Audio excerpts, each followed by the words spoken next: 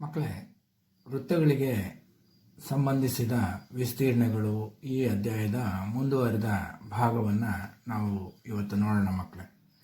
ಹೋದ ತರಗತಿಯಲ್ಲಿ ನಾವು ಅಭ್ಯಾಸ 5.2 ಮೇಲಿನ ಲೆಕ್ಕಗಳನ್ನು ಮಾಡಿದ್ವಿ ಮಕ್ಕಳೇ. ಇವತ್ತು ಅಭ್ಯಾಸ 5.3 ಮೇಲಿನ ಲೆಕ್ಕಗಳನ್ನು ಬಿಡಿಸೋಣ ಮಕ್ಕಳೇ. ಇಲ್ಲೊಂದು ಲೆಕ್ಕವನ್ನು ನಾನು ತಗೊಂಡಿದ್ದೀನಿ ಮಕ್ಕಳೇ, ಗಮನಿಸಿ.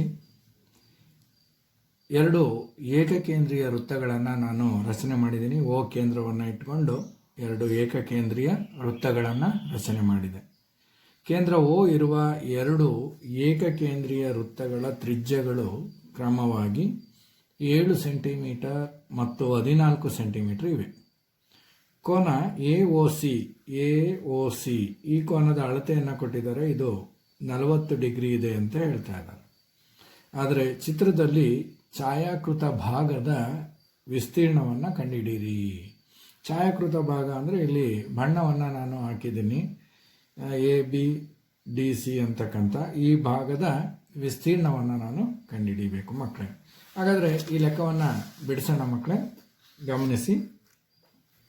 ಈಗ ಏನೇನನ್ನು ಕೊಟ್ಟಿದ್ದಾರೆ ಫಸ್ಟ್ ಅದನ್ನು ಗುರುತಿಸ್ಕೊಳ್ಳೋಣ ಮಕ್ಕಳೇ. ಮೊದಲನೇದಾಗಿ ವೃತ್ತದ ತ್ರಿಜ್ಯವನ್ನು ಕೊಟ್ಟಿದ್ದಾರೆ. ವೃತ್ತದ ತ್ರಿಜ್ಯ ಏನು ಮಕ್ಕಳೇ? ವೃತ್ತದ ತ್ರಿಜ್ಯ ಎಷ್ಟಿದೆ ಮಕ್ಕಳೇ? ವೃತ್ತದ ತ್ರಿಜ್ಯ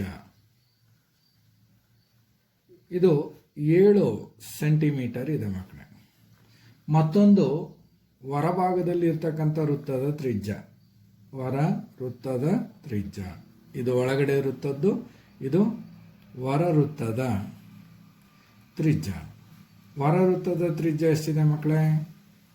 14 ಸೆಂಟಿಮೀಟರ್ ಇದೆ. ಹೌದ್ರಾ?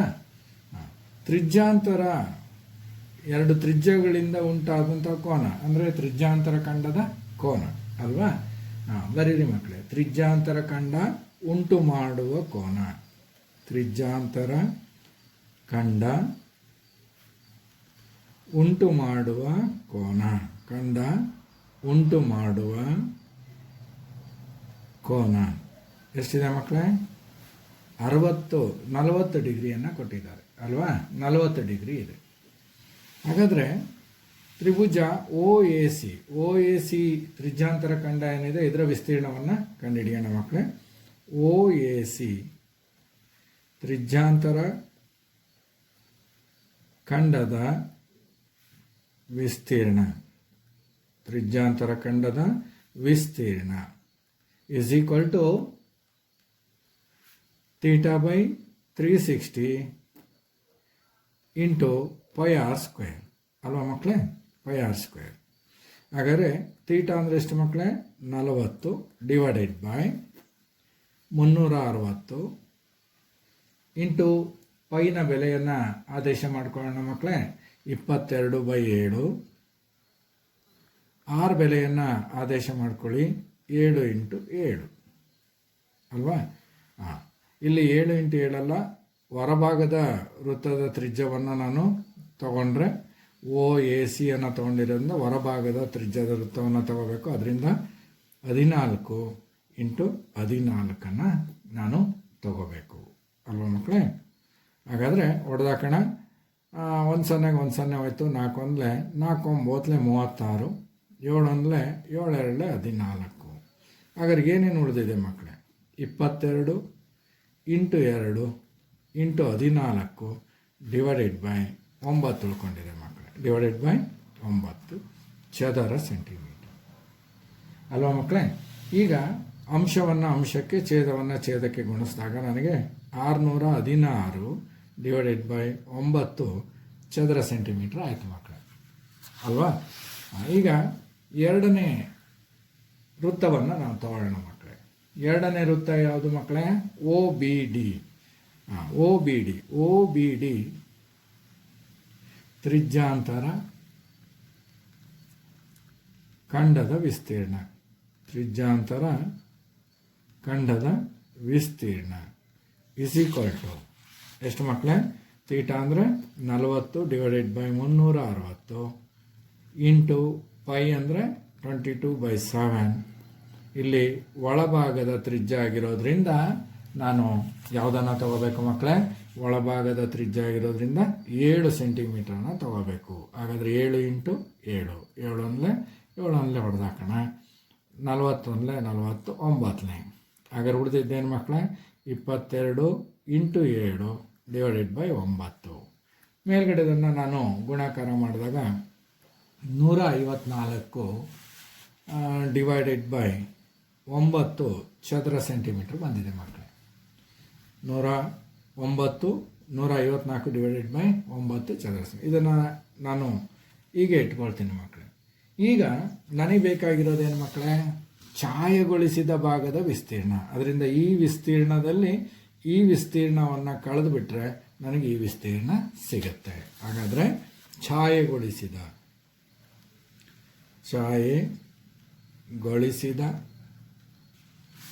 ಭಾಗದ ವಿಸ್ತೀರ್ಣ is equal to OAC ತ್ರಿಜ್ಯಾಂತರ ಖಂಡದ ವಿಸ್ತೀರ್ಣ ಮೈನಸ್ OBD ತ್ರಿಜ್ಯಾಂತರ ಖಂಡದ ವಿಸ್ತೀರ್ಣ. ಕಳೆಯೋಣ ಮಕ್ಕಳೇ. 616 divided by 9 minus 154 divided by 9 ಅಲ್ಲ ಮಕ್ಕಳೇ? ಹಾಗಾದರೆ ಛೇದ ಒಂದೇ ಇದೆ. ಹಾಗಾದರೆ 616 ಮೈನಸ್ 154 ಡಿವೈಡೆಡ್ ಬೈ 1 ಲಾಸ ತೊಗೊಂಡಿದ್ದೀನಿ. ಹಾಗಾದರೆ 616ರಲ್ಲಿ 154 ಕಳ್ಕೊಳ್ಳೋಣ ಮಕ್ಕಳೇ. ಕಳ್ಕೊಂಡಾಗ ನನಗೆ 462 ಡಿವೈಡೆಡ್ ಬೈ 9 ಚದರ ಸೆಂಟಿಮೀಟ್ರ್ ಬಂತು ಮಕ್ಕಳೇ. ಇದನ್ನು ಬೇಕಾದ್ರೆ ಹೊಡೆದಾಕ್ಬೋದು. 3 ಮಗ್ಗೆಯಲ್ಲಿ ಹೊಡೆದಾಕೋಣ ಮಕ್ಕಳೇ. 3 3 9, 3 1 3, 3 5 15, 3 4 12. ಅಲ್ಲಿಗೆ 154 ಡಿವೈಡೆಡ್ ಬೈ 3 ಚದರ ಸೆಂಟಿಮೀಟರ್. ಅಂದರೆ ಮಕ್ಕಳೇ ನೀವು ಗಮನಿಸಿ ಮಕ್ಕಳೇ, ಇಲ್ಲಿ ಕೊಟ್ಟಂತಹ ಲೆಕ್ಕ ಏನಿದೆ ನಾವು ಅದರ ಬೆಲೆಯನ್ನು ಕಂಡುಹಿಡ್ಕೊಳ್ತಾ ಇದ್ದೀವಿ. ಹಾಗಾದರೆ ಈ ಶೇಡೆಡ್ ಪಾರ್ಟ್ ಏನಿದೆ ಅಂದರೆ ವೃತ್ತದಲ್ಲಿ ನಾನು ಏನು ಶೇಡ್ ಮಾಡಿದ್ದೀನಿ ಅದರ ಛಾಯೆಗೊಳಿಸಿದ ಭಾಗದ ವಿಸ್ತೀರ್ಣ ಎಷ್ಟಾಗುತ್ತೆ ಮಕ್ಕಳೇ? 154/3 ಚದರ ಸೆಂಟಿಮೀಟ್ರು ಆಗುತ್ತೆ. ಅರ್ಥ ಆಗಿದೆಯಲ್ಲ ಮಕ್ಕಳೇ? ಅಂದರೆ ದೊಡ್ಡ ವೃತ್ತದಲ್ಲಿ ನಾನು ಏನು ತ್ರಿಜ್ಯಾಂತರ ಖಂಡವನ್ನು ಗುರುತಿಸ್ಕೊಂಡಿದ್ದೀನಿ, ಅದರಲ್ಲಿ ಈ ಚಿಕ್ಕ ತ್ರಿಜ್ಯಾಂತರ ಖಂಡದ ವಿಸ್ತೀರ್ಣವನ್ನು ಕಳೀಬೇಕು. ಕಳೆದಾಗ ನನಗೆ ಈ ಛಾಯಾಕೃತ ಭಾಗ ಸಿಗುತ್ತೆ. ಅರ್ಥ ಆಗಿದೆಯಲ್ಲ ಮಕ್ಕಳೇ? ಮುಂದಿನ ಮತ್ತೊಂದು ಲೆಕ್ಕಕ್ಕೆ ಹೋಗೋಣ ಮಕ್ಕಳೇ. ಮತ್ತೊಂದು ಲೆಕ್ಕವನ್ನು ಗಮನಿಸಿ ಮಕ್ಕಳೇ. ಎರಡನೇ ಲೆಕ್ಕವನ್ನು ಗಮನಿಸಿ ಮಕ್ಕಳೇ. ABCDಯು 14 ಸೆಂಟಿಮೀಟರ್ ಬಾಹುಳ್ಳ ಚೌಕ. ABCD ಅನ್ನೋದು ಒಂದು ಚೌಕ ಇದೆ ಮಕ್ಕಳೇ. APD ಅನ್ನೋದು ಒಂದು ಅರ್ಧ ವೃತ್ತ ಮಕ್ಕಳೇ. ಹಾಗೆ BPC ಅನ್ನೋದು ಕೂಡ ಅರ್ಧ ವೃತ್ತ.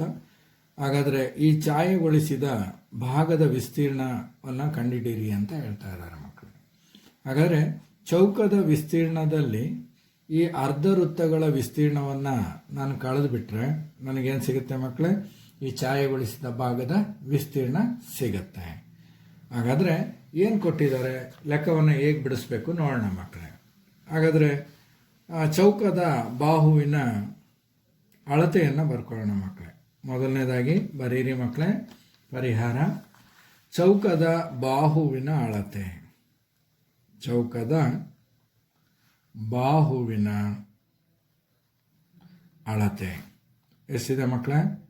ಬಾಹುವಿನ ಅಳತೆ 14 ಸೆಂಟಿಮೀಟರ್ ಇದೆ ಮಕ್ಕಳೇ. ಎಷ್ಟಿದೆ ಮಕ್ಕಳೇ? 14 ಸೆಂಟಿಮೀಟರ್. ಹಾಗಾದರೆ ಅರ್ಧ ವೃತ್ತದ ವ್ಯಾಸ ಎಷ್ಟಾಗುತ್ತೆ ಮಕ್ಕಳೇ? ಹಾಗಾದರೆ ಇದು ವ್ಯಾಸ ತಾನೇ? ಇದು ವ್ಯಾಸ ಈ ಬಾಹು ಏನಿದೆ ಅಷ್ಟೇ ಆಗುತ್ತೆ. ಹಾಗಾದರೆ ಅರ್ಧ ವೃತ್ತದ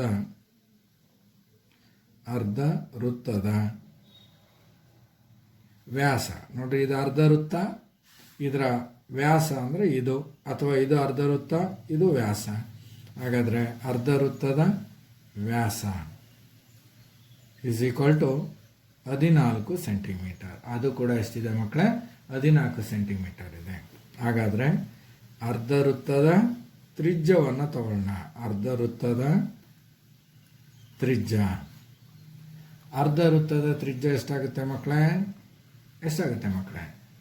14ರಲ್ಲಿ 2ರಿಂದ ಭಾಗಿಸ್ಬಿಟ್ರಿ, ಎಷ್ಟಾಗುತ್ತೆ ಮಕ್ಕಳೇ? 7 ಸೆಂಟಿಮೀಟರ್ ಆಯಿತು. ಹಾಗಾದರೆ ನನಗೆ ಈಗ ಚೌಕದ ವಿಸ್ತೀರ್ಣ ಬೇಕು. ಹಾಗಾದರೆ ಚೌಕದ ವಿಸ್ತೀರ್ಣ ಕಂಡುಹಿಡಿಯೋದಕ್ಕೆ ಉದ್ದ ಇಂಟು ಉದ್ದ ಅಥವಾ ಬಾಹು ಇಂಟು ಬಾಹು. ಬಾಹು ಎಷ್ಟಿದೆ ಮಕ್ಕಳೇ? 14 ಸ್ಕ್ವೇರ್. ಹಾಗಾದರೆ 14 ಸ್ಕ್ವೇರ್ ಅಂದರೆ ಎಷ್ಟು ಮಕ್ಕಳೇ? 14 ಇಂಟು 14 196 ಚದರ ಸೆಂಟಿಮೀಟರ್ ಆಯಿತು ಮಕ್ಕಳೇ. ಹಾಗಾದರೆ ಈಗ ನಾವು ಅರ್ಧ ವೃತ್ತದ ವಿಸ್ತೀರ್ಣವನ್ನು ಕಂಡುಹಿಡ್ಕೊಳ್ಳೋಣ ಮಕ್ಕಳೇ. ಅರ್ಧ ವೃತ್ತದ ವಿಸ್ತೀರ್ಣ, ಅರ್ಧ ವೃತ್ತದ ವಿಸ್ತೀರ್ಣವನ್ನು ಕಂಡುಹಿಡಿಯೋಕ್ಕೆ ಸೂತ್ರ ಏನು ಮಕ್ಕಳೇ? πr²/2 ಅಲ್ವಾ?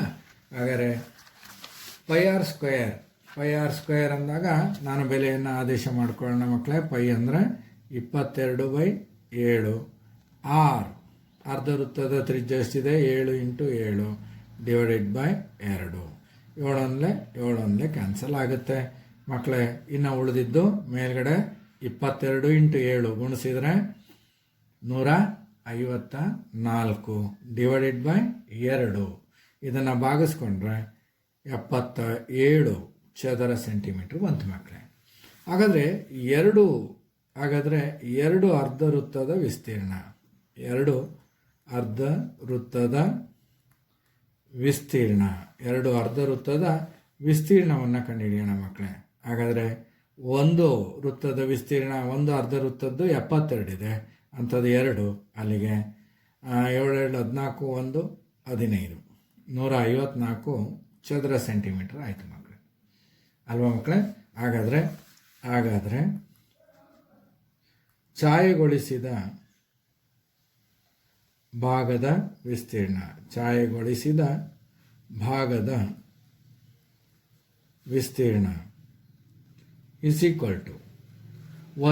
ವಿಸ್ತೀರ್ಣ. ಅಂದರೆ ಚೌಕದ ವಿಸ್ತೀರ್ಣವನ್ನು ನಾನು ಕಳ್ಕೋಬೇಕಲ್ವ? ಚೌಕದ ವಿಸ್ತೀರ್ಣದಲ್ಲಿ ಚೌಕದ ವಿಸ್ತೀರ್ಣ ಮೈನಸ್ 2 ಅರ್ಧ ವೃತ್ತಗಳ ವಿಸ್ತೀರ್ಣ. ಚೌಕದ ವಿಸ್ತೀರ್ಣದಲ್ಲಿ ಅರ್ಧ ವೃತ್ತಗಳ ವಿಸ್ತೀರ್ಣ ಕಳಿಬೇಕು. 196 ಮೈನಸ್ 154 ಕಳೀರಿ ಮಕ್ಕಳೇ, 42 ಚದರ ಸೆಂಟಿಮೀಟ್ರ್ ಬರುತ್ತೆ. ಅರ್ಥ ಆಯ್ತಲ್ಲ ಮಕ್ಕಳೇ? ಈಗ ಈ ಲೆಕ್ಕವನ್ನು ಗಮನಿಸಿ. 12 ಸೆಂಟಿಮೀಟರ್ ಬಾಹುವಿರುವ ಸಮಬಾಹು ತ್ರಿಭುಜ OAB ಅನ್ನು ನಾವು ರಚನೆ ಮಾಡಿದ್ದೀವಿ ಮಕ್ಕಳೇ. ಶೃಂಗ ಓವನ್ನು ಕೇಂದ್ರವಾಗಿಟ್ಕೊಂಡಿದ್ದೀವಿ. 6 ಸೆಂಟಿಮೀಟರ್ ತ್ರಿಜ್ಯ ಇದೆ. ಅಂದರೆ ಕೇಂದ್ರವನ್ನು ನಾನು O ಅಂತೇಳಿ ಗುರ್ತು ಮಾಡಿದ್ದೀನಿ. ವೃತ್ತಕ್ಕೆ ಅದು ತ್ರಿಜ್ಯ ಆಗಿದೆ. ಎಷ್ಟು ಸೆಂಟಿಮೀಟರ್ ಇದೆ? 6 ಸೆಂಟಿಮೀಟರ್ ಇದೆ ಮಕ್ಕಳೇ. ಹಾಗಾದರೆ 6 ಸೆಂಟಿಮೀಟರ್ ತ್ರಿಜ್ಯ ಇರುವ ಒಂದು ವೃತ್ತಾಕಾರದ ಕಂಸವನ್ನು ಎಳೆದಿದ್ದೀವಿ. ಹಾಗಾದರೆ ನಾವು 6 ಸೆಂಟಿಮೀಟರ್ ಇಟ್ಕೊಂಡು ಒಂದು ವೃತ್ತಾಕಾರದ ಒಂದು ಕಂಸವನ್ನು ಎಳ್ಕೊಂಡಿದ್ದೀವಿ ಮಕ್ಕಳೇ. ಛಾಯೆಗೊಳಿಸಿದ ಭಾಗದ ವಿಸ್ತೀರ್ಣವನ್ನು ಕಂಡುಹಿಡೀರಿ. ಹಾಗಾದರೆ ನಾನು ಈ ತ್ರಿಭುಜವನ್ನು ಛಾಯೆಗೊಳಿಸಿದ್ದೀನಿ, ಈ ವೃತ್ತವನ್ನು ಛಾಯೆಗೊಳಿಸಿದ್ದೀನಿ. ಆದರೆ ಈ ತ್ರಿಭುಜದ ಈ ಭಾಗ ಏನಿದೆ, ಇಷ್ಟು ಭಾಗ ಏನಾಗಿದೆ? ವೃತ್ತದ ಈ ಭಾಗದಲ್ಲಿರ್ತಕ್ಕಂಥದ್ರ ಮೇಲೆ ಕುತ್ಕೊಂಡಿದೆ. ಹಾಗಾದರೆ ವೃತ್ತದ ವಿಸ್ತೀರ್ಣದಲ್ಲಿ ಇದರ ವಿಸ್ತೀರ್ಣವನ್ನು ನಾವು ಗಮನಿಸಿ ಮಕ್ಕಳೇ, ಈ ಭಾಗದ ವಿಸ್ತೀರ್ಣವನ್ನು ತೆಗಿಬೇಕಾಗ್ತದೆ. ಇದು ಡಬಲ್ ಸರಿ ಎಂಟ್ರಿ ಆಗುತ್ತೆ. ಇದನ್ನು ತೆಗೆದ್ರೆ ನನಗೆ ಈ ಛಾಯೆಗೊಳಿಸಿದ ಭಾಗದ ವಿಸ್ತೀರ್ಣ ತಿಳಿಯುತ್ತೆ ಮಕ್ಕಳೇ. ಹಾಗಾದರೆ ಈ ಲೆಕ್ಕವನ್ನು ಬಿಡಿಸೋಣ ಮಕ್ಕಳೇ. ಬರ್ಕೊಳ್ಳಿ ಮಕ್ಕಳೇ. OAB ಒಂದು ಸಮಬಾಹು ತ್ರಿಭುಜ. ಪರಿಹಾರ: OAB ಒಂದು ಸಮಬಾಹು ತ್ರಿಭುಜ. ಬಾಹು ತ್ರಿಭುಜ. ಆದರೆ ಕೊಟ್ಟಿದ್ದಾರೆ ಮಕ್ಕಳೇ, ದತ್ತದಲ್ಲಿ ಒ ಎ ಬಿ ಅನ್ನೋದು ಸಮಬಾಹು ತ್ರಿಭುಜ. ಇದು 12 ಸೆಂಟಿಮೀಟ್ರ್ ಇದ್ದರೆ ಇದು 12 ಸೆಂಟಿಮೀಟ್ರು, ಇದು 12. ಹಾಗಾದ್ರೆ ಇಲ್ಲಿಂದ ಇಲ್ಲಿಗೆ 6 ಇದ್ದರೆ ಇಲ್ಲಿಂದ ಇಲ್ಲಿಗೆ 6 ಇರ್ತದೆ. ಮುಂದಕ್ಕೆ ಆದ್ದರಿಂದ ಪ್ರತಿ ಕೋನದ ಅಳತೆ, ಆದ್ದರಿಂದ ಪ್ರತಿ ಕೋನದ ಅಳತೆ, ಪ್ರತಿ ಕೋನದ ಅಳತೆ ಎಷ್ಟಿರುತ್ತೆ ಮಕ್ಕಳೇ? ಸಮಬಾಹು ತ್ರಿಭುಜದ ಪ್ರತಿ ಕೋನದ ಅಳತೆ ವೆರಿ ಗುಡ್ 60 ಡಿಗ್ರಿ ಇರುತ್ತೆ. ಪ್ರತಿ ಕೋನದ ಅಳತೆ 60 ಡಿಗ್ರಿ ಇದೆ. ಹಾಗಾದರೆ ವೃತ್ತದ ತ್ರಿಜ್ಯವನ್ನು ಕೊಟ್ಟಿದ್ದಾರೆ. ವೃತ್ತದ ತ್ರಿಜ್ಯ ಎಷ್ಟು ಮಕ್ಕಳೇ? 6 ಸೆಂಟಿಮೀಟರ್. 6 ಸೆಂಟಿಮೀಟರ್. ಹಾಗಾದರೆ ಸಮಬಾಹು ತ್ರಿಭುಜದ ಪ್ರತಿ ಬಾಹುವಿನ ಅಳತೆ ಎಷ್ಟಿದೆ ಮಕ್ಕಳೇ? Very good. ಸಮಬಾಹು ತ್ರಿಭುಜದ ಪ್ರತಿ ಬಾಹುವಿನ ಅಳತೆ, ಪ್ರತಿ ಬಾಹುವಿನ ಅಳತೆ ಎಷ್ಟಿದೆ ಮಕ್ಕಳೇ? 12 ಸೆಂಟಿಮೀಟರ್. 12 ಸೆಂಟಿಮೀಟರ್ ಇದೆ ಅಲ್ವಾ ಮಕ್ಕಳೇ? ಹಾಗಾದರೆ ನಾವು 9ನೇ ತರಗತಿಯಲ್ಲಿ ಕಲ್ತಿದ್ದೀವಿ ಸಮಬಾಹು ತ್ರಿಭುಜದ ವಿಸ್ತೀರ್ಣ. ಸಮಬಾಹು ತ್ರಿಭುಜದ ವಿಸ್ತೀರ್ಣ, ಸಮಬಾಹು ತ್ರಿಭುಜದ ವಿಸ್ತೀರ್ಣ ಸೂತ್ರ ಏನು ಮಕ್ಕಳೇ? ನೆನಪಿದೆಯಾ? ನೆನಪು ಮಾಡ್ಕೊಳ್ಳಿ. √3/4 a² ಅಲ್ವಾ ಮಕ್ಕಳೇ? √3/4 a². ಎ ಅಂದರೆ ಇಲ್ಲಿ ಸಮಬಾಹು ತ್ರಿಭುಜದ ಪ್ರತಿ ಬಾಹುವಿನ ಉದ್ದವನ್ನು ಹೇಳುತ್ತೆ. ಹಾಗಾದರೆ √3/4 ಇಂಟು ಎ ಅಂದರೆ 12 ಇಂಟು 12. 4 1 4 3 12. ಹಾಗಾದರೆ ನನಗೆ 12 3 36 √3 36 ಚದರ ಸೆಂಟಿಮೀಟ್ರು ಬಂದಿದೆ. ಚದರ ಸೆಂಟಿಮೀಟರ್ ಸ್ಕ್ವೇರ್. ಹಾಗಾದರೆ ನನಗೆ ತ್ರಿಭುಜದ ವಿಸ್ತೀರ್ಣ ಸಿಕ್ತು. ಸಮಬಾಹು ತ್ರಿಭುಜದ ವಿಸ್ತೀರ್ಣ ಸಿಕ್ಕಿದೆ ಮಕ್ಕಳೇ. ಈಗ ನಾನು ವೃತ್ತದ ವಿಸ್ತೀರ್ಣವನ್ನು ಕಂಡುಹಿಡಿಯಬೇಕು ಮಕ್ಕಳೇ. ಹಾಗಾದರೆ 60 ಡಿಗ್ರಿ ಕೋನವನ್ನು ಬರೀರಿ ಮಕ್ಕಳೇ. ಉಂಟು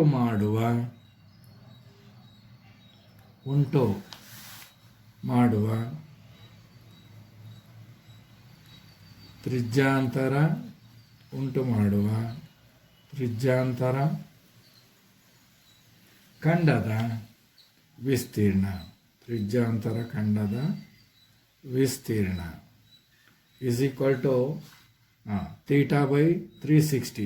θ ಎಷ್ಟು ಮಕ್ಕಳೇ? ಇಲ್ಲಿ 60/360. ಪೈ ಅಂದರೆ ಗೊತ್ತಿದೆ ನಿಮಗೆ ಎಷ್ಟು ಮಕ್ಕಳೇ? 22/7 ಇಂಟು ಆರ್, ವೃತ್ತದ ತ್ರಿಜ್ಯ r² ಅಂದರೆ 6 ಇಂಟು 6.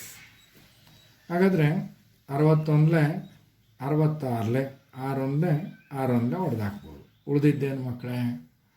22 ಇಂಟು 6 ಡಿವೈಡೆಡ್/7 ಉಳೀತು ಮಕ್ಕಳೇ. ಹಾಗಾದ್ರೆ ಇದನ್ನು ಗುಣಾಕಾರ ಮಾಡಿಕೊಡ್ರಿ. 6 7 12, 1 ದಶಕ ಉಳಿದಿದೆ. 6 7 12, 1 13. ಅಲ್ಲಿಗೆ 132 ಡಿವೈಡೆಡ್/7 ಚದರ ಸೆಂಟಿಮೀಟ್ರ್ ಆಯಿತು. ಅಂದರೆ 60 ಡಿಗ್ರಿ ಕೋನವನ್ನು ಉಂಟು ಮಾಡುವ ತ್ರಿಜ್ಯಾಂತರ ಖಂಡದ ವಿಸ್ತೀರ್ಣ, ಇದರ ವಿಸ್ತೀರ್ಣವನ್ನು ನಾವು ಕಂಡುಕೊಂಡಿದ್ದೀವಿ. 132/7 ಚದರ ಸೆಂಟಿಮೀಟರ್ ಆಯಿತು ಅಲ್ವಾ ಮಕ್ಕಳೇ? ಈಗ ಛಾಯೆಗೊಳಿಸಿದ ಭಾಗದ ವಿಸ್ತೀರ್ಣ, ಈಗ ಛಾಯೆಗೊಳಿಸಿರ್ತಕ್ಕಂಥ ಈ ಭಾಗದ ವಿಸ್ತೀರ್ಣ ಬೇಕು. ಹಾಗಾದರೆ ಛಾಯೆಗೊಳಿಸಿದ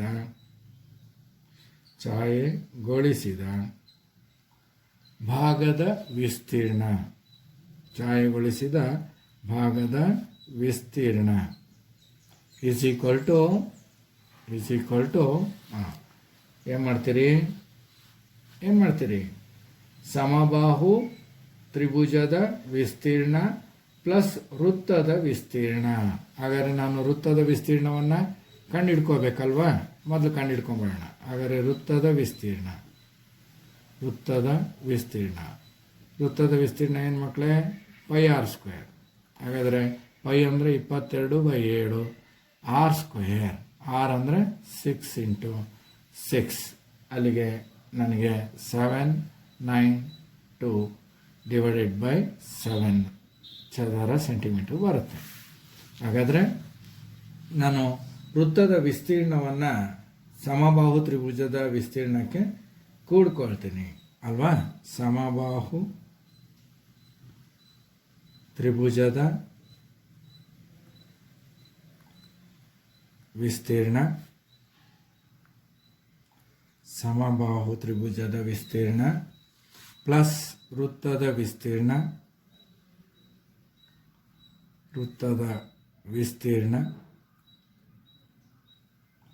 ಮೈನಸ್ ತ್ರಿಜ್ಯಾಂತರ ಖಂಡದ ವಿಸ್ತೀರ್ಣ.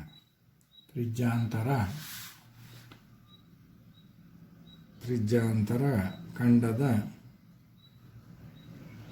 ವಿಸ್ತೀರ್ಣ. ಹಾಗಾದರೆ ಸಮಬಾಹು ತ್ರಿಭುಜದ ವಿಸ್ತೀರ್ಣ 36√3 ಚದರ ಸೆಂಟಿಮೀಟರ್ ಇದೆ. ವೃತ್ತದ ವಿಸ್ತೀರ್ಣ 792 / 7 ಇದೆ. ಮೈನಸ್ ತ್ರಿಜ್ಯಾಂತರ ಖಂಡದ್ದು ಎಷ್ಟಿದೆ ಮಕ್ಕಳೇ? 132 / 7 ಅಲ್ವಾ ಮಕ್ಕಳೇ? ಹಾಗಾದರೆ ಇದರಲ್ಲಿ ಇದನ್ನು ಕಳ್ಕೊಂಬಿಡೋಣ. ಕಳ್ಕೊಂಡಾಗ ನನಗೆ 36√3 ಪ್ಲಸ್ 7 ಸಾಮಾನ್ಯ ಇದೆ.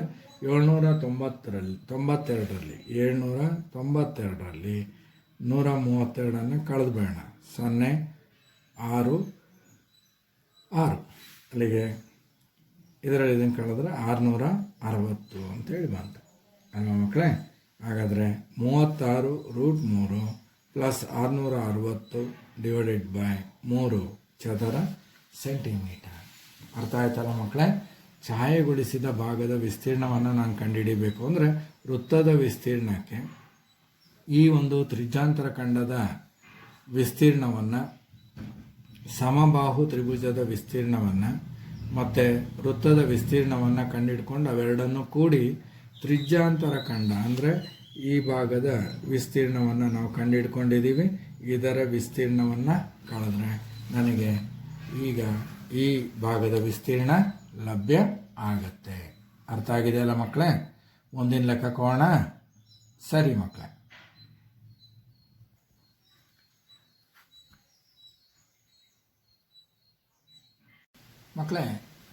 ಮುಂದಿನ ಲೆಕ್ಕವನ್ನು ನೋಡೋಣ. ಮುಂದಿನ ಲೆಕ್ಕ ಈ ರೀತಿ ಇದೆ ಮಕ್ಕಳೇ. 4 ಸೆಂಟಿಮೀಟರ್ ಬಾಹುಳ್ಳ ಒಂದು ಚೌಕದ ಪ್ರತಿ ಮೂಲೆಯಲ್ಲಿ 1 ಸೆಂಟಿಮೀಟರ್ ತ್ರಿಜ್ಯವಿರುವ ವೃತ್ತ ಚತುರ್ಥಕವನ್ನು ಮತ್ತು 2 ಸೆಂಟಿಮೀಟರ್ ವ್ಯಾಸವಿರುವ ಒಂದು ವೃತ್ತವನ್ನು ಕತ್ತರಿಸಿದೆ. ಚೌಕದ ಉಳಿದ ಭಾಗದ ವಿಸ್ತೀರ್ಣವನ್ನು ಕಂಡುಹಿಡಿಯಿರಿ ಅಂತ ಕೇಳ್ತಾ ಇದ್ದಾರೆ ಮಕ್ಕಳು. ನೋಡಿ, ಇದರ ತ್ರಿಜ್ಯವನ್ನು ಕೊಟ್ಟಿದ್ದಾರೆ. ಇದರ ತ್ರಿಜ್ಯ ಗೊತ್ತಿದೆ, ಇದರ ತ್ರಿಜ್ಯ ಗೊತ್ತಿದೆ, ಇದರ ತ್ರಿಜ್ಯ ಗೊತ್ತಿದೆ. ಹಾಗಾದರೆ ಇದು ಚೌಕ ಇದೆ. ಪ್ರತಿ ಬಾಹು 4 ಸೆಂಟಿಮೀಟರ್ ಅಳತೆಯನ್ನು ಹೊಂದಿದೆ. 4 ಸೆಂಟಿಮೀಟರ್ ಪ್ರತಿ ಬಾಹುವಿನ ಉದ್ದ 4 ಸೆಂಟಿಮೀಟರ್ ಇದೆ. ಹಾಗೆ ವೃತ್ತದ ವ್ಯಾಸವನ್ನು ಕೊಟ್ಟಿದ್ದಾರೆ ಮಕ್ಕಳೇ. ಇದರ ವ್ಯಾಸ 2 ಸೆಂಟಿಮೀಟರ್ ಅಂತೇಳಿ. ಹಾಗಾದರೆ ಇಲ್ಲಿ ಏನು ವೃತ್ತ ಚತುರ್ಥಕಗಳು ಅಂತ ನಾವು ಕರೀತಾ ಇದ್ದೀವಿ. 4ನೇ 1 ಭಾಗ, ವೃತ್ತದ 4ನೇ 1 ಭಾಗ. ಆ ಭಾಗದ ವೃತ್ತಗಳ ತ್ರಿಜ್ಯವನ್ನು ಕೊಟ್ಟಿದ್ದಾರೆ. ಅದು ಕೂಡ 1 ಸೆಂಟಿಮೀಟರ್ ಇದೆ. ಹಾಗಾದರೆ ಉಳಿದ ಅಂದರೆ ಈ ಶೇಡ್ ಮಾಡಿರ್ತಕ್ಕಂತಹ ಭಾಗದ ವಿಸ್ತೀರ್ಣವನ್ನು ನಾನು ಕಂಡುಹಿಡಿಯಬೇಕು. ಹಾಗಾದರೆ ಇದನ್ನು ಕತ್ತರಿಸಿದ್ದಾರೆ, ಇದನ್ನು ಕತ್ತರಿಸಿದ್ದಾರೆ, ಇದನ್ನು ಕತ್ತರಿಸಿ ತೆಗೆದಿದ್ದಾರೆ. ಹಾಗಾದರೆ ಈ ಉಳಿದ ಭಾಗದ ವಿಸ್ತೀರ್ಣ ಬೇಕು. ಹಾಗಾದರೆ ಚೌಕದ ವಿಸ್ತೀರ್ಣದಲ್ಲಿ ನಾನು ಈ ವೃತ್ತದ ವಿಸ್ತೀರ್ಣವನ್ನು ತೆಗೆದಾಗ ನನಗೆ ಉಳಿದ ಭಾಗದ ವಿಸ್ತೀರ್ಣ ಲಭ್ಯ ಆಗುತ್ತೆ ಮಕ್ಕಳೇ. ಹಾಗಾದರೆ ಇದನ್ನು ಬಿಡಿಸೋಣ ಮಕ್ಕಳೇ. ರೆಡಿ ಇದ್ದೀರಿ? ತೋಳಿ ಮಕ್ಕಳೇ. ಚೌಕದ ಬಾಹುವಿನ ಅಳತೆ. ಚೌಕದ ಬಾಹುವಿನ ಅಳತೆ ಬರೀರಿ ಮಕ್ಕಳೇ. ಚೌಕದ ಬಾಹುವಿನ ಅಳತೆ ಎಷ್ಟಿದೆ ಮಕ್ಕಳೇ? ಪ್ರತಿಯೊಂದು ಕೂಡ 4 ಸೆಂಟಿಮೀಟರ್ ಇದೆ. ವೃತ್ತದ ತ್ರಿಜ್ಯ ಪ್ರತಿಯೊಂದು ವೃತ್ತವನ್ನು ತಗೊಳ್ಳೋಣ. ಈ ವೃತ್ತದ ತ್ರಿಜ್ಯನೂ ಕೂಡ ವ್ಯಾಸ ಕೊಟ್ಟಿದ್ದಾರೆ. ವ್ಯಾಸದ ಅರ್ಧ ತ್ರಿಜ್ಯ. ಹಾಗಾದರೆ ತ್ರಿಜ್ಯ ಎಷ್ಟಿದೆ? 1 ಸೆಂಟಿಮೀಟರ್ ಇದೆ. ಇದು ಕೂಡ 1 ಸೆಂಟಿಮೀಟರ್ ಇದ್ದರೆ ತ್ರಿಜ್ಯ 1 ಸೆಂಟಿಮೀಟರ್. ಹಾಗಾದರೆ ಚೌಕದ ವಿಸ್ತೀರ್ಣವನ್ನು ಕಂಡುಹಿಡಿಯೋಣ ಮಕ್ಕಳೇ. ಚೌಕದ ವಿಸ್ತೀರ್ಣ ಕಂಡುಹಿಡಿಯೋಕ್ಕೆ ಸೂತ್ರ ಏನು ಮಕ್ಕಳೇ? ಎ ಸ್ಕ್ವೇರ್ ಅಂದರೆ 4 ಸ್ಕ್ವೇರ್. 4 ಸ್ಕ್ವೇರ್ ಅಂದರೆ 16 ಸೆಂಟಿಮೀಟರ್, ಚದರ ಸೆಂಟಿಮೀಟರ್. ವಿಸ್ತೀರ್ಣವನ್ನು ಚದರಮಾನದಲ್ಲಿ ಹೇಳಬೇಕು ಮಕ್ಕಳೇ. ಹಾಗಾದರೆ ಪ್ರತಿಯೊಂದು ಚತುರ್ಥಕದ ವಿಸ್ತೀರ್ಣ, ಪ್ರತಿಯೊಂದು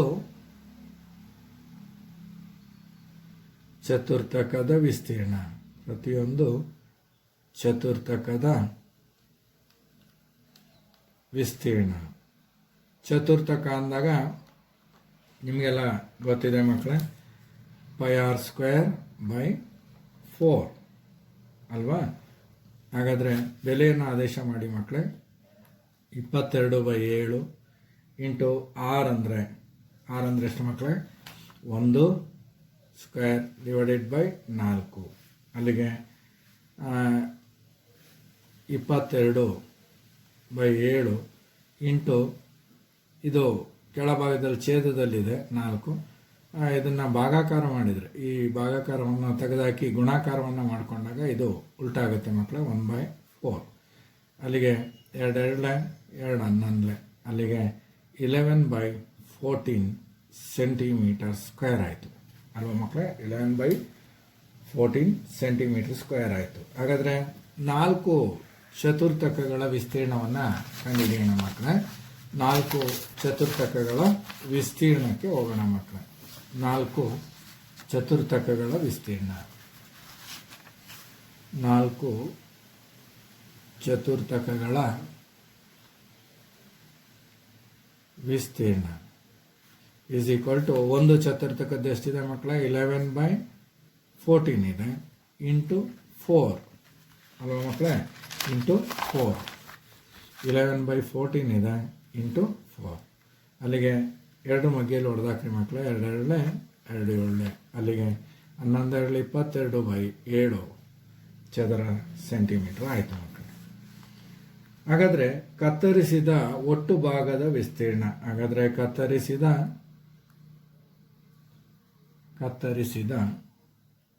ಭಾಗಗಳ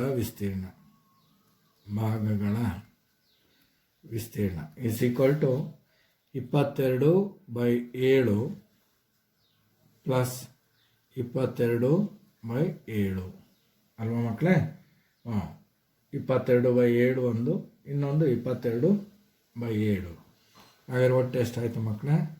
44/7 ಚದರ ಸೆಂಟಿಮೀಟರ್ ಆಯಿತು. ಹಾಗಾದರೆ ಛಾಯೆಗೊಳಿಸಿದ ಭಾಗದ ವಿಸ್ತೀರ್ಣ ಇಸ್ ಈಕ್ವಲ್ ಟು ಚೌಕದ ವಿಸ್ತೀರ್ಣ ಮೈನಸ್ ಕತ್ತರಿಸಿದ ಒಟ್ಟು ಭಾಗಗಳ ವಿಸ್ತೀರ್ಣ. ಇಸ್ ಈಕ್ವಲ್ ಟು ಚೌಕದ ವಿಸ್ತೀರ್ಣ ಎಷ್ಟು ಮಕ್ಕಳೇ? 16 ಮೈನಸ್ ಒಟ್ಟು ಭಾಗ 44/7 ಆಯಿತು. ಹಾಗಾದರೆ ಚದರ ಸೆಂಟಿಮೀಟರು. ಹಾಗಾದರೆ ಲಾಸ 7 ತಗೊಳ್ಳೋಣ. 7 ತೊಗೊಂಡ್ರೆ 7ರಿಂದ 16 ಗುಣಿಸಿದರೆ 112 ಮೈನಸ್ 44 ಕಳ್ಕೊಳ್ಳಿ ಮಕ್ಕಳೇ. 68/7 ಚದರ ಸೆಂಟಿಮೀಟರ್. ಅರ್ಥ ಆಯ್ತಲ್ಲ ಮಕ್ಕಳೇ? ಅಂದರೆ ನಾನು ಕತ್ತರಿಸಿದ ಒಟ್ಟು ಭಾಗಗಳೇನಿದೆ ಅವಷ್ಟನ್ನು ಕೂಡ್ಕೊಂಡು ಚೌಕದ ವಿಸ್ತೀರ್ಣದಲ್ಲಿ ಅದನ್ನು ಕಳೆದುಬಿಟ್ರೆ ನನಗೆ ಈ ಶೇಡೆಡ್ ಭಾಗ ಏನಿದೆ ಅದರ ವಿಸ್ತೀರ್ಣ ಗೊತ್ತಾಗುತ್ತೆ. ಅರ್ಥ ಆಗಿದೆ ಅಂತ ಅಂದ್ಕೊಳ್ತೀನಿ ಮಕ್ಕಳೇ. ಮುಂದಕ್ಕೆ ಹೋಗೋಣ ಮಕ್ಕಳೇ ಮತ್ತೊಂದು ಲೆಕ್ಕಕ್ಕೆ. 6ನೇ ಲೆಕ್ಕಕ್ಕೆ ಹೋಗೋಣ ಮಕ್ಕಳೇ. ಗಮನಿಸಿ ಮಕ್ಕಳೇ, 6ನೇ ಲೆಕ್ಕ ಈ ರೀತಿಯಾಗಿದೆ. ಏನಂತ ಕೊಟ್ಟಿದ್ದಾರೆ, ಚಿತ್ರ 5.24ರಲ್ಲಿ ತೋರಿಸಿರುವಂತೆ 32 ಸೆಂಟಿಮೀಟರ್ ತ್ರಿಜ್ಯವಿರುವ ವೃತ್ತಾಕಾರದ ಮೇಜಿನ ಹೊದಿಕೆಯಲ್ಲಿ ಒಂದು ಸಮಬಾಹು ತ್ರಿಭುಜವನ್ನು ಮಧ್ಯದಲ್ಲಿ ಬಿಟ್ಟು ಉಳಿದ ಭಾಗದಲ್ಲಿ ಒಂದು ವಿನ್ಯಾಸವನ್ನು ಮಾಡಿದೆ. ಆ ವಿನ್ಯಾಸದ ವಿಸ್ತೀರ್ಣ ಕಂಡುಹಿಡಿಯಿರಿ. ಇಲ್ಲಿ ಚಿತ್ರವನ್ನು ಗಮನಿಸಿ ಮಕ್ಕಳೇ. ಒಂದು ಸಮಬಾಹು ತ್ರಿಭುಜವನ್ನು ಕೊಟ್ಟಿದ್ದಾರೆ, ಇಲ್ಲಿ ವಿನ್ಯಾಸವನ್ನು ಮಾಡಿದ್ದಾರೆ. ಈ ವಿನ್ಯಾಸದ ವಿಸ್ತೀರ್ಣವನ್ನು ನಾನು ಕಂಡುಹಿಡ್ಕೋಬೇಕು ಮಕ್ಕಳೇ. ಹಾಗಾದರೆ ಇದನ್ನು ಹೇಗೆ ಕಂಡುಹಿಡಿಬೇಕು ನೋಡೋಣ ಮಕ್ಕಳೇ. 6ನೇ ಲೆಕ್ಕಕ್ಕೆ ಪರಿಹಾರವನ್ನು ಬರ್ಕೊಳ್ಳೋಣ ಮಕ್ಕಳೇ. ವೃತ್ತದ ತ್ರಿಜ್ಯ. ಹಾಗಾದರೆ ವೃತ್ತದ ತ್ರಿಜ್ಯ ಎಷ್ಟಿದೆ ಮಕ್ಕಳೇ? 32 ಸೆಂಟಿಮೀಟರ್ ಕೊಟ್ಟಿದ್ದಾರೆ. ಏನು ಕೊಟ್ಟಿದ್ದಾರೆ ಮಕ್ಕಳೇ? ವೃತ್ತದ ತ್ರಿಜ್ಯವನ್ನು ಕೊಟ್ಟಿದ್ದಾರೆ. ಹಾಗಾದರೆ ವೃತ್ತದ ತ್ರಿಜ್ಯ ಎಷ್ಟಿದೆ ಮಕ್ಕಳೇ? 32 ಸೆಂಟಿಮೀಟರ್ ಇದೆ ಮಕ್ಕಳೇ. 32 ಸೆಂಟಿಮೀಟರ್. ನಂತರದಲ್ಲಿ AD ಮಧ್ಯರೇಖೆ ಆಗಿದೆ ಮಕ್ಕಳೇ. ADಯನ್ನು ನಾನು ಮಧ್ಯರೇಖೆ ಎಳ್ಕೊಳ್ತೀನಿ ಮಕ್ಕಳೇ. ಈಗೇನಿದೆ ಇದಕ್ಕೆ ಲಂಬವಾಗಿ ಒಂದು ರೇಖೆಯನ್ನು ಎಳ್ಕೊಳ್ತೀನಿ AD. ಹಾಗಾದರೆ ADಯನ್ನು ನಾನು ಇಲ್ಲಿ ಮಧ್ಯರೇಖೆ ಅಂತ ತಗೊಳ್ತೀನಿ. AD ಮಧ್ಯರೇಖೆ.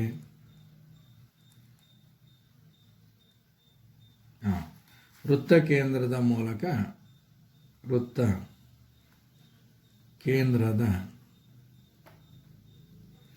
ಮೂಲಕ ಎಳೆದಿದೆ. ಈಗ ನಾನು ಇದನ್ನು O ಅಂತೇಳಿ ಕರ್ಕೊಂಡು ವೃತ್ತದ ಕೇಂದ್ರವನ್ನು ಇದರ ಮುಖಾಂತರ ನಾನು ಹೇಳ್ಕೊಂಡಿದ್ದೀನಿ AD.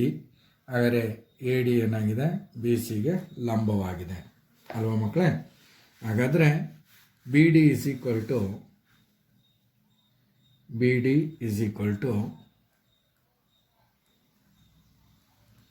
AB/2. ABಯ ಅರ್ಧ ಇದೆ ಮಕ್ಕಳೇ. ಹಾಗಾದರೆ ADಯು ಮಧ್ಯರೇಖೆ ಆಗಿರೋದ್ರಿಂದ ADಯು ಮಧ್ಯರೇಖೆ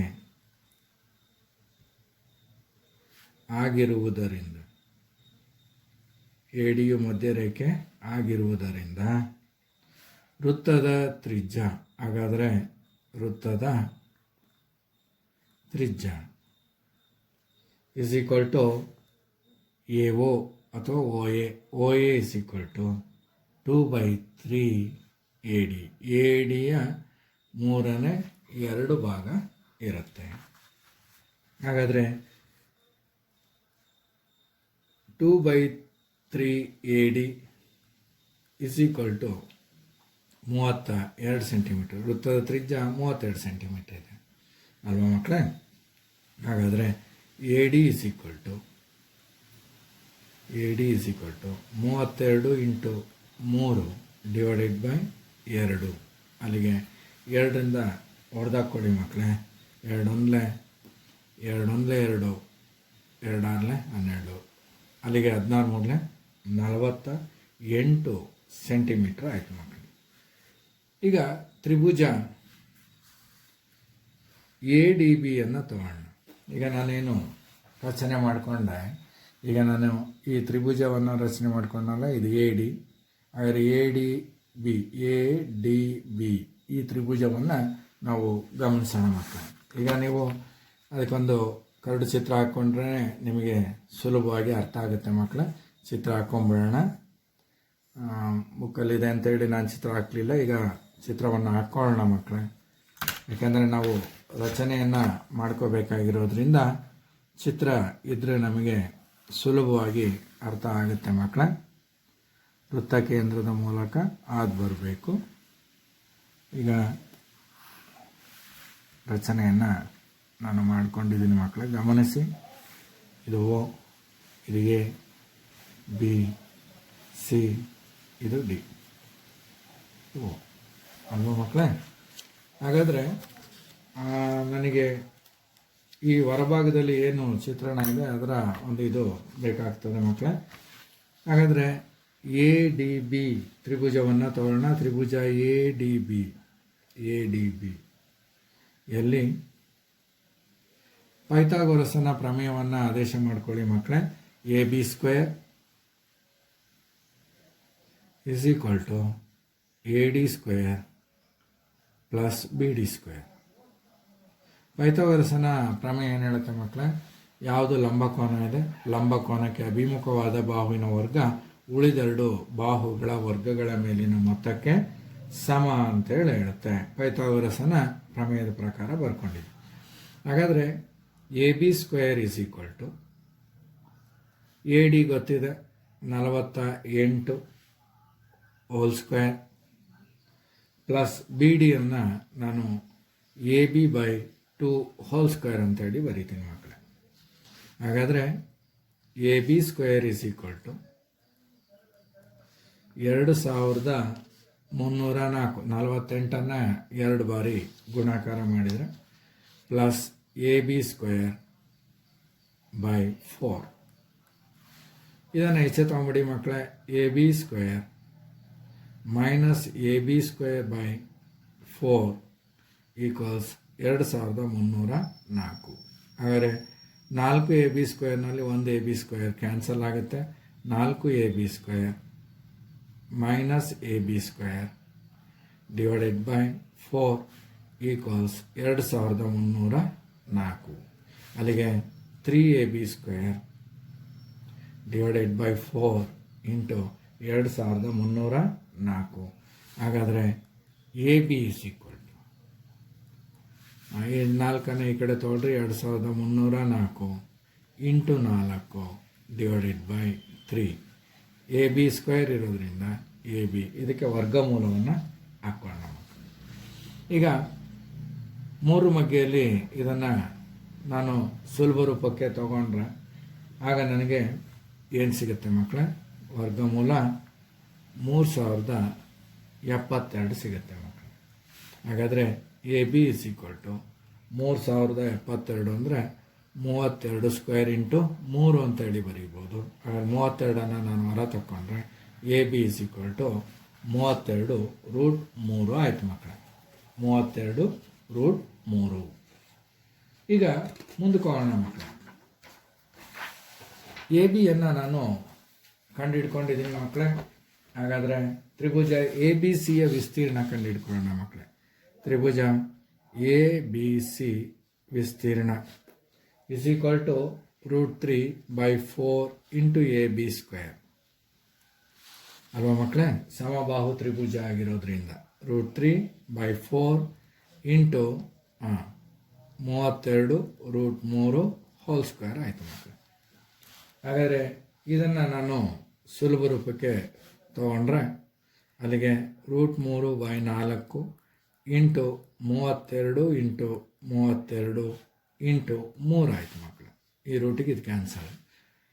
ಅಲ್ಲಿಗೆ ನಾನು ಇದನ್ನು ಸುಲಭ ರೂಪಕ್ಕೆ ತಗೊಂಡ್ರೆ ಆಗ ನನಗೆ 768 √3 ಚದರ ಸೆಂಟಿಮೀಟ್ರ್ ಬರ್ತಾಯಿದೆ ಮಕ್ಕಳು. ಹಾಗಾದರೆ ನೆಕ್ಸ್ಟು ವೃತ್ತದ ವಿಸ್ತೀರ್ಣವನ್ನು ಕಂಡುಹಿಡಿಯೋಣ ಮಕ್ಕಳೇ. ವೃತ್ತದ ವಿಸ್ತೀರ್ಣ ಇಸ್ ಈಕ್ವಲ್ ಟು πr². ಹಾಗಾದರೆ π ಅಂದರೆ 22/7, r ಅಂದರೆ 32 ಇಂಟು 32.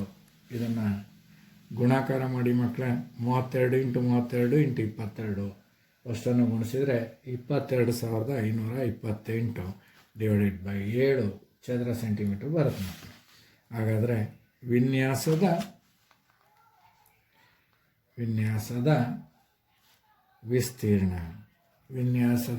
ವಿಸ್ತೀರ್ಣ ಇಸ್ ಈಕ್ವಲ್ ಟು ಏನು ಮಕ್ಕಳೇ? ವೃತ್ತದ ವಿಸ್ತೀರ್ಣ minus Tribhuja A B C ವಿಸ್ತೀರ್ಣ. ಅಲ್ಲಿಗೆ ನನಗೆ 22,528 ಡಿವೈಡೆಡ್ ಬೈ 7 ಮೈನಸ್ 768 √3 ಚದರ ಸೆಂಟಿಮೀಟರ್. ಇದು ಛಾಯೆಗೊಳಿಸಿರ್ತಕ್ಕಂಥ ಭಾಗದ ವಿಸ್ತೀರ್ಣವನ್ನು ಹೇಳುತ್ತೆ ಮಕ್ಕಳೇ. ಅರ್ಥ ಆಗಿದೆಯಲ್ಲ ಮಕ್ಕಳೇ? ಮತ್ತಷ್ಟು ಲೆಕ್ಕವನ್ನು ನೋಡೋಣ ಮಕ್ಕಳೇ. ಈಗ ಅಭ್ಯಾಸದಲ್ಲಿ ನೀವು ಗಮನಿಸಿ ಮಕ್ಕಳೇ, 7ನೇ ಲೆಕ್ಕವನ್ನು ಗಮನಿಸಿ ಮಕ್ಕಳೇ. 7ನೇ ಲೆಕ್ಕ ಈ ರೀತಿಯಾಗಿದೆ.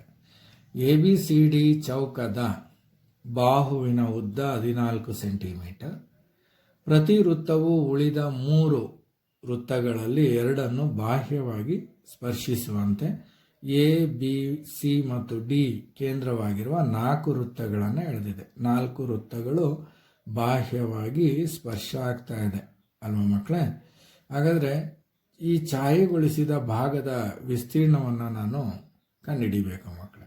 ಹಾಗಾದ್ರೆ ನಾನು ಈ ಚೌಕದ ವಿಸ್ತೀರ್ಣವನ್ನು ಕಂಡುಹಿಡ್ಕೊಂಡು ಈ ಅರ್ಧ ಚತುರ್ಥಕ ಅಂತ ನಾವೇನು ಕರಿತೀವಿ, ಈ ಚತುರ್ಥಕದ ವಿಸ್ತೀರ್ಣವನ್ನು ಕಂಡುಹಿಡ್ಕೊಂಡು ಈ ಚೌಕದ ವಿಸ್ತೀರ್ಣದಲ್ಲಿ ಆ ಚತುರ್ಥಕದ ವಿಸ್ತೀರ್ಣವನ್ನು ಕಳೆದುಬಿಟ್ರೆ ನನಗೆ ಈ ಛಾಯೆಗೊಳಿಸಿರ್ತಕ್ಕಂಥ ಭಾಗದ ವಿಸ್ತೀರ್ಣ ಸಿಗುತ್ತೆ ಅಲ್ವಾ ಮಕ್ಕಳೇ? ಹಾಗಾದರೆ 7ನೇ ಲೆಕ್ಕವನ್ನು ಬಿಡಿಸೋಣ ಮಕ್ಕಳೇ. ರೆಡಿ ಇದ್ದೀರಿ? ಬರ್ಕೊಂಡಿದ್ದೀರಲ್ಲ? 7ನೇ ಲೆಕ್ಕವನ್ನು ತಗೊಳ್ಳೋಣ ಮಕ್ಕಳೇ. 7ನೇ ಲೆಕ್ಕ. ಚೌಕದ ಬಾಹುವಿನ ಅಳತೆಯನ್ನು ಕೊಟ್ಟಿದ್ದಾರೆ. ಚೌಕದ ಬಾಹುವಿನ ಅಳತೆಯನ್ನು ಕೊಟ್ಟಿದ್ದಾರೆ. ಎಷ್ಟಿದೆ ಮಕ್ಕಳೇ? 14 ಸೆಂಟಿಮೀಟರ್. ಹಾಗಾದರೆ ಪ್ರತಿ ವೃತ್ತದ ತ್ರಿಜ್ಯ ಕೊಟ್ಟಿದ್ದಾರೆ ಮಕ್ಕಳೇ. ಎಷ್ಟಿದೆ ಮಕ್ಕಳೇ? 14/2, ಅಲ್ಲಿಗೆ 7 ಸೆಂಟಿಮೀಟರ್ ಆಯಿತು. ಹಾಗಾದರೆ ABCD ವರ್ಗದ ವಿಸ್ತೀರ್ಣವನ್ನು ಕಂಡುಹಿಡಿಯೋಣ ಮಕ್ಕಳೇ. ವರ್ಗದ ವಿಸ್ತೀರ್ಣ = ವರ್ಗ ಎಷ್ಟಿದೆ ಮಕ್ಕಳೇ? 14 ಸೆಂಟಿಮೀಟರ್ ಕೊಟ್ಟಿದ್ದಾರೆ ಪ್ರತಿ ಬಾಹು, ಅಲ್ಲಿಗೆ 14 ಸ್ಕ್ವೇರ್ ಅಂದರೆ 196 ಚದರ ಸೆಂಟಿಮೀಟರ್ ಆಯಿತು ಮಕ್ಕಳೇ. ಈಗ ವೃತ್ತ ಚತುರ್ಥಕದ ವಿಸ್ತೀರ್ಣವನ್ನು ಕಂಡುಹಿಡಿಯೋಣ ಮಕ್ಕಳೇ. ವೃತ್ತ ಚತುರ್ಥಕದ ವಿಸ್ತೀರ್ಣ. ಹಾಗಾದರೆ ವೃತ್ತ ಚತುರ್ಥಕದ ವಿಸ್ತೀರ್ಣಕ್ಕೆ ಸೂತ್ರ ಏನು ಮಕ್ಕಳೇ? πr²/4 ಅಲ್ವಾ? ಪೈ ಅಂದರೆ ಏನು ಮಕ್ಕಳೇ? 22/7. ಆರ್ ಅಂದರೆ 7 × 7 /4. ಅಲ್ಲಿ 1 7ಕ್ಕೆ 1 7 ಹೋಗುತ್ತೆ. ಗುಣಾಕಾರ ಮಾಡಿದರೆ 154 /4 ಚದರ ಸೆಂಟಿಮೀಟರ್ ಆಯಿತು ಮಕ್ಕಳೇ. ಹಾಗಾದರೆ 4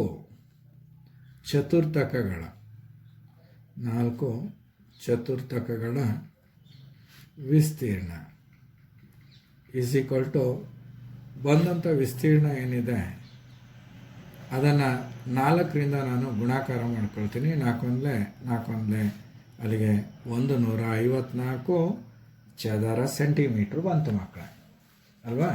ಹಾಗಾದರೆ ಛಾಯೆಗೊಳಿಸಿದ ಭಾಗದ ವಿಸ್ತೀರ್ಣ =